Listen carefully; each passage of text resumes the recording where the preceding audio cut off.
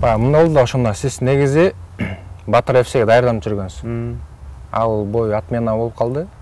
Анан ошондо эсеге силер биринчи жазып калдыңар да. Ага чейин билген эмессиңер, что соперник жок болуп аткан. Биз да ого чейин билген эмеспиз. Мен өзү Батыр ФС болуп даярданып атканыбызда ковидке каршы эме жылып кетти го бизге 1 айга. 1 айга жылып кетип, анан мен тренерим да Айбек Мусаев да Кыргызстанда болчу.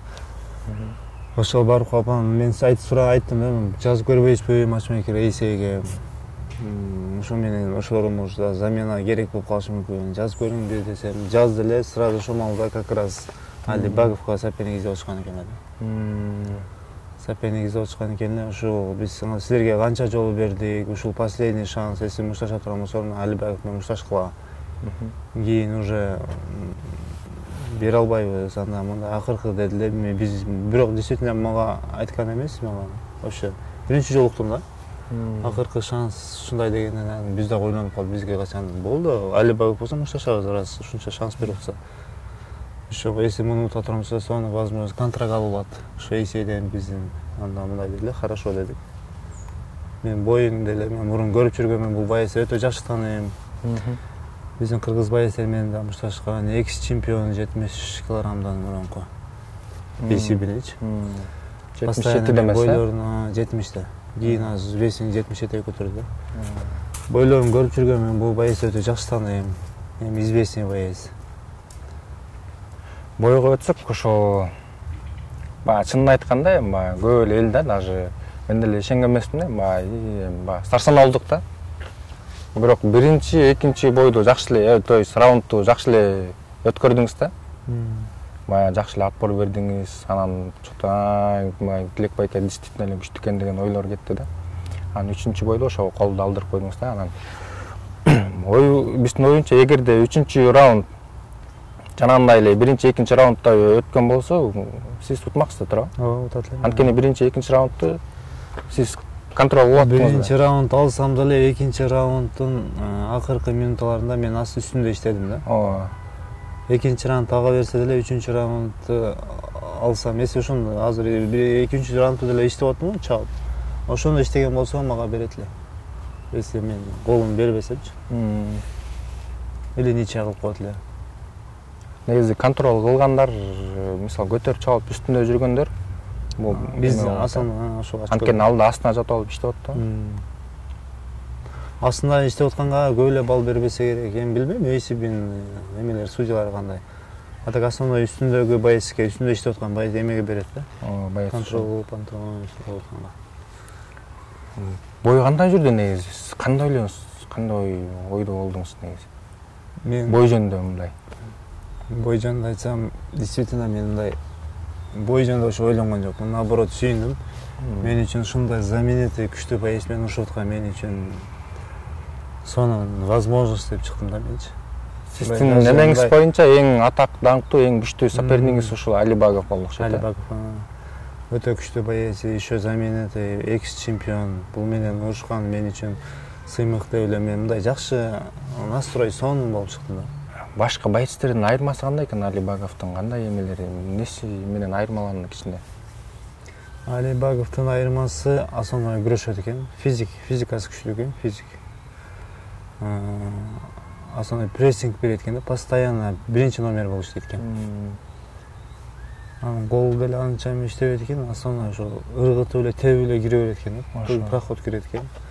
Сүзүп эле кирет экен дагы. Ошо сеткадан чагып аракет кылат экен, ошо чыгарбай урганга аракет кылат экен. Анын тактикасы өзү ошондой экен да, постоянно ошондой да.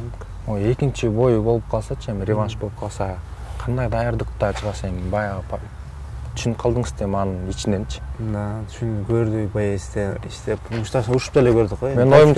Менин оюмча сизде кичине дыхалка эле жетишпей калды окшойт да, чарчап. Бирок чарчагандай эле сезген жок, просто үстүнө чыгып калды ошол маалында эле. Чарчап калдым, бирок чарчап эле колумду алдырып койдум, а так даярдык жок болчу да менде. Биздин турнирге деле мен мындай даярданып атканда ооруп калдым действительно. Бир неделя ооруп жатып калдым. сакайып эми бир нече эле жүргөн алда эми бир аз сакайып кичине тренировка кылып жүргөнүбүздө турнир ат менен болуп кетти. Анан ошо бир нече эле ошо тренировка кылган жокмун. Жүрүп анан ушундай эйсейге соперник срочно керек экен.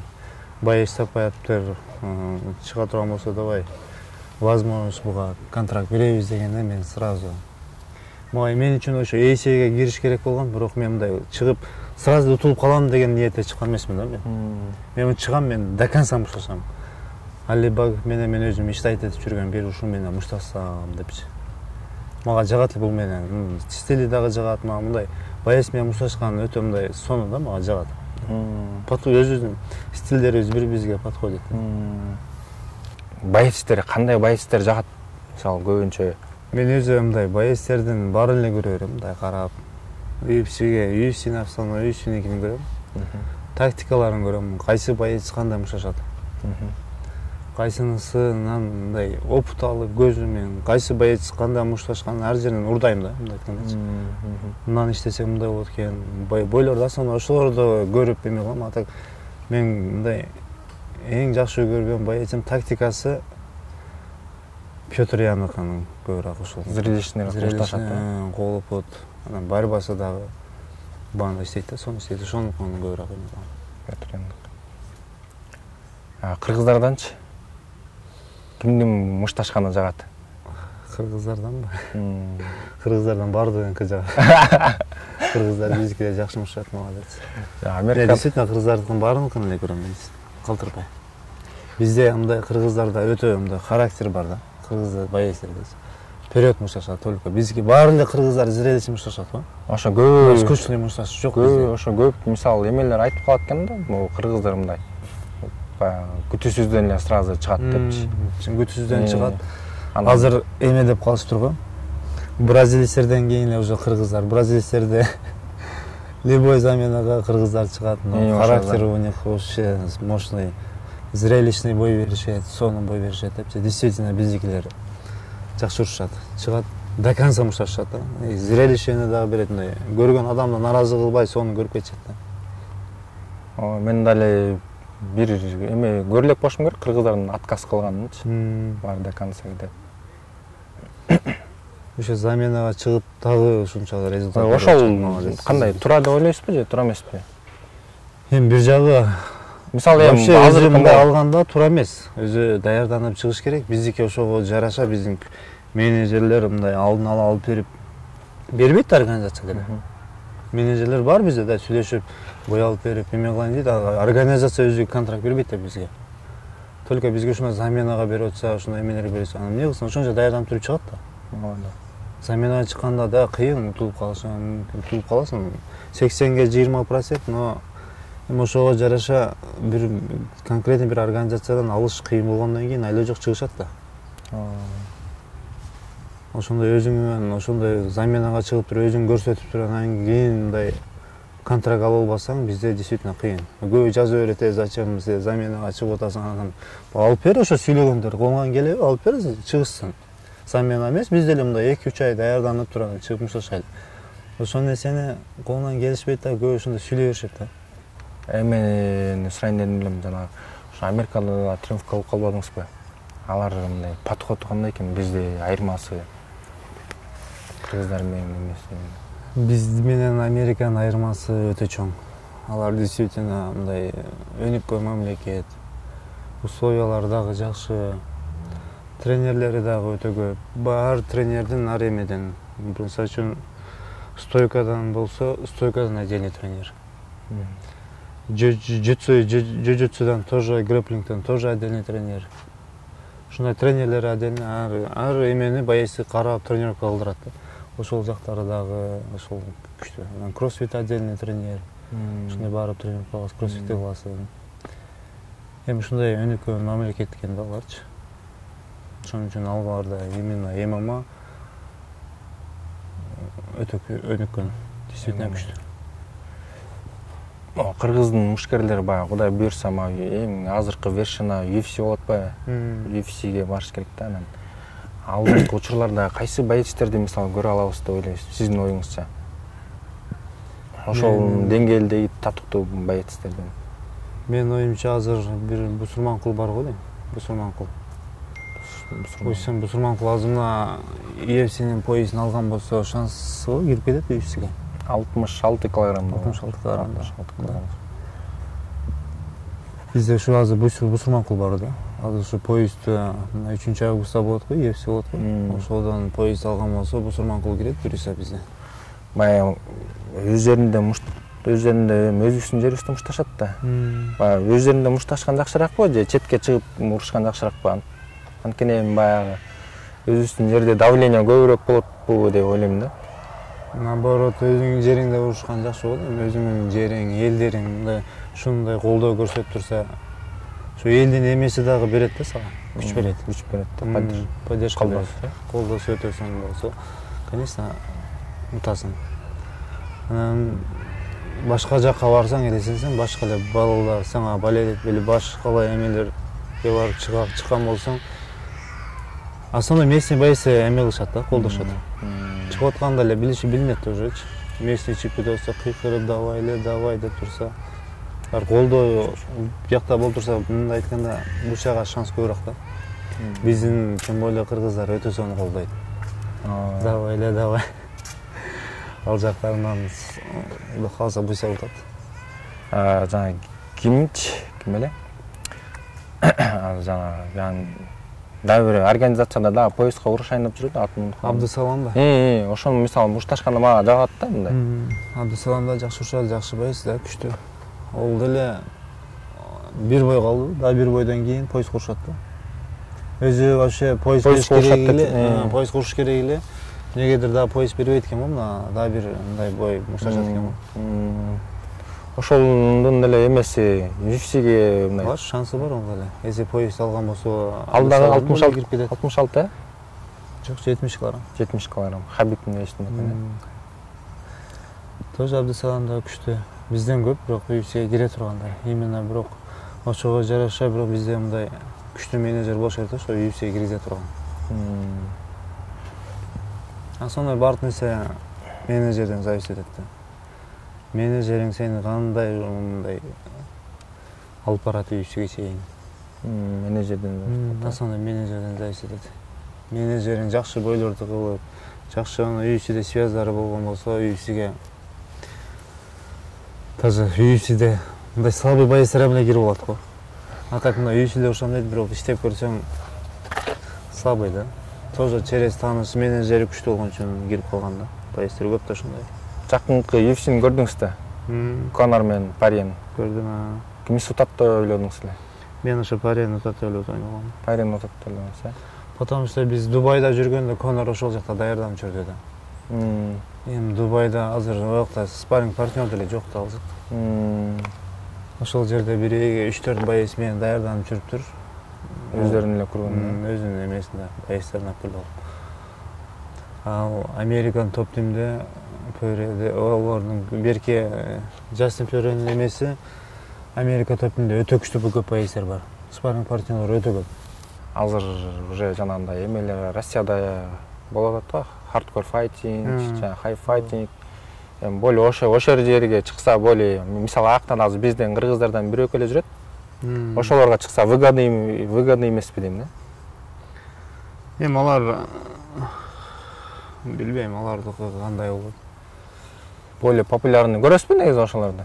Жок, ошо көрбөйм. Действительно, алардыкы эми основной профессиональный боецтер чыкпайт экен ал жака.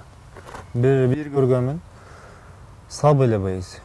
Тели мушташат да. Ата хайп, майып кылышы эле, мана кызычуу болушу эле. Действительно, эмесин да кетирип койчу да паркын. Азыр кулачный бой ММА. Кулачный эле азыр эме беркинде снаряд менен чыгып турбу? Азыр баягы договорный эле сүйлөшүп алып элечи, мисалы. Давай перчатки десе, перчатки менен или кулаки десе, кулаки менен или бой без правил десе, бой без правил менен чыгып атат да. Бирок ошол жака чыккан боецтер действительно чем мындай выступать эткенге караганда баягы эми жашаш керек да. Прибыль чыгып атат да, өзүнө. Да, ошондой. Прибыль алып келип атышат. Эми кимге кандай билбейм. Бизге асана мындай чоң ареналарга, ММАларга чыккан жакшы да. Чем мага караганда. Бизге эме кыла турганбыз, мен чыкпайт элем действительно ал жака. Акча жакшы сунуштасат гонорар. Эми гонорар өтө көп төлөйм десе, билбейм, ойдон чыгып келет, чыгат элек. Гонорар азыр жакшы болот да ал жерде. Александр Емельянко да уже жакында чыгам. Анда гонорар жакшы болсо, анда билбейм. Баягы систер Кеченде мен эме бир азербайжанец бар эле го. Полуфиналга чейин барды го. Поездга мушташып булуп калды. Кулачный бойдо. Ошонун бир эмесинде интервьюсунда угуп калдым. Мен гонорарым канча деди? 20 000 сом деди. 20 000 рубль. 20 000 рубль алдым деди. Мен ошону ойлоп калгам. Мен чиречи эле аз төлөйт го булар депчи. Ооба, сүйлөш керек экен, эме кылыш керек экен. Бизден бир кыргыз бала чыгып атат го, боксер. Самат. Ооба, Самат. Жакшы зрелищный болду. Кыргыз Флойд Майвезер деп. Жакшы урушат экен, молодец. 2 бой өттү, 2-нда нокаут, 3 бой өттү. 2 боюн уттум, 3-чү боюн көрө элекмин. 2 бой өттү, 2 боюн уттум, 3-чү боюнда уттук. Могу кыргыздарга, мисалы, сборго чыккандачы, чет мамлекетке чыкканда сиздики кандай каражат? Спонсорлордон кетеби? Кандай болуп калат? Жок, спонсор жок бизде. Спонсор жок. Өзүңөрдүн эле акчаңар менен эле? Элдерден чыгып атабыз, сурам. Мисалы, Дагестанга барганда карапайым элдер эле мындай анча-мынча байкелерибиз бар. Ошолордон барып, ушундай чекит утабыз десек, ошо элдерден эле чыгып атабыз да. Атат мындай конкретно өзү спонсор жок. ММА олимпийский вид спорта болбогонго мындай бизде көңүл бурулбайт да. Көңүл бурулбайт ошо. Болбосо азыр ушу бой без правил аябай өнүгүп атат да. Элдин баары эле бой без правил деп калды. Мен ойлоп калдым да өзүм оюм, кыргыздарга ошол сбор чет мамлекеттин боецтери менен лагерь жакшы жетишпейт болуш керек. Ошол же жакшы болсо опыт да болобу. Ошол жагынан биздики асанда кичи бир аз аксайт. А так биздикилер характер бар. Именно мына ММА вид спорта именно кыргыздардыкы экен да. Биз жанагындай өтө воин калк болгонго бизде өтө характер күчтүү кыргыздарда, действительно. Бир кыргызды көрбөйсүң, назат берип, жөнүндай кол солун эле моюн союн бир алдырып берсе эле атак бербейт да. До конца турат. Бизде ошондой характерлер бар. Ошо бир аз эле кичине эме жетишпей, ошондой сборлор жетишип, эме болсо эле баарын колдоо көрсөтүп, мындай бизде дагы мына Казакстан азыр чыгып атат го бала боецтери. Ошондой эле бизге деле колдоо көрсөтүп, ушундай бардык күчтүү боецтерди бир залга бириктирип, чогуу бир мындай кыла турган кылып койсочу, бизде деле чыгат. Бизде деле өтө күчтүү чыгат. Өзү болбосо биз бир эле кыргыздын эле бир эле флаг көтөрөбүз. Бир флаг көтөрөбүз, ошонун арасында дагы көбү бөлүнүшөт да. Зал көп да мындай. Ар залга чачырап кетишкен. Ошол жерден бардык күчтүү боецтерди, мына проф боецтерди асамай. Бир залга чогултуп туруп, бардыгын бир тренировка кылдырып, уюмга келтирип, көтөргөн өзү бир флаг өзү. Анан ушунун арасында да мушташып иштейт, мен мына залда мындай деп урушат. Зачем керек? Ошону бир уюмга келтирип, чогуу бир тренировка кылган болсок, биздикилер өтө чоң результат берет. Не только UFC. UFC даже поясына чейин жетишет бизге. Даже пояс алмаш ишенем да. Бизде характер бар. Тренировканы ошол кылган адамдардай эле кылабыз. Просто бизде бир ошол общий бир кыргыздарды күчтүү боецтерди бириктирип туруп, бир-эки жакшы спонсорлорду таап туруп, чыгара турган болсок, бизде эле действительно өтө чоң результат берсек болот. Кыргыздарды эмне боюнча, мисалы азыр Дагестанды андай таанышат бар. Ошол Дагестан, мисалы үчүн Дагестан ошондой да. Биз баары сбор бардыкпы? Бири биринкине баары сбор кылышат. Баары эле бир чоң залга эле баардыгы бир кылышат. Бара бересиң залыначы. Мында уюму жакшы да алардын. А биздики бир залдан бир залга бара албайсың да азыр.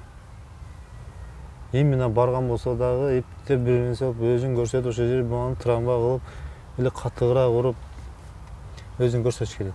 Наоборот, бул тренировкада, наоборот, опыт алып, бир нормальный адам керек болот да, бириктирип биздичи. Бириктирип туруп, ушундай чогуу тренировка кылдырган болсо, сонун болот эле. Анда чоң рахмат, убактыңызды бөлүп, биз менен маек коюп куруп бергениңизге. Ишиңизге ийгилик каалайбыз, жеңиш каалайбыз. Эми баягы чындап эле мен эле аябай ишенип калдым, действительно эле баягы курду жөн эле алып баягы жакшы даярдыкменен чыксаң уже курга деле жетчи деп окшойт депчи. Бир аз эле калды да эми ошол бойдо Али Багов менен чуть-чуть эле калды. Ооба. Кудай кааласа дагы алдыда го баары. Дагы 6 бой контракт бар. Иншалла жетебиз пояска чейин. Колдойбуз, сиз менен сыймыктанабыз. Чоң рахмат. Ийгилик, сиз боруңузга.